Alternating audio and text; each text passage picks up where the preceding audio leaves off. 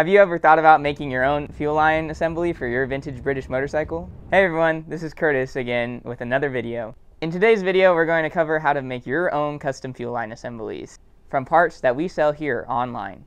Alright, let's dive in. Making your own fuel line assembly can be fast, cost-effective, and worry-free. Not to forget that when you make your own fuel line assembly, you can get it to fit almost any model and application. In all fairness, it does cost more to make your own fuel line assembly. By the time you make your second assembly, it pays for itself. Let's start talking about all the parts you need to make your own fuel line assembly. All the parts can be purchased on the website. First, you'll need 5/16 by 9/16 fuel line, your choice of clear or black, you have both. Cox fittings, furls, banjos, and elbows. Once you have all your parts selected, you'll need this fine tool. Damn, boy!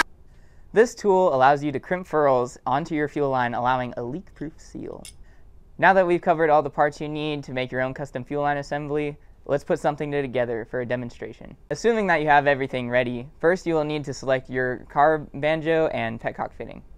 Once you've selected those two items based on your specific application, you will need to slip the ferrule onto the end of your fuel line.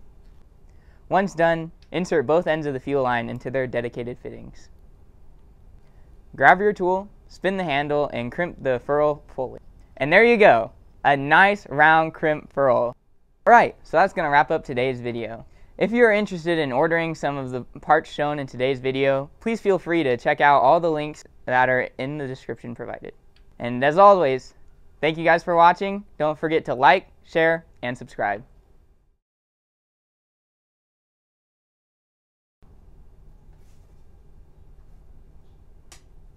That was horrible. That was good. Your what do we read? And crimp the furl that you that will, okay, hold on, I gotta do that again.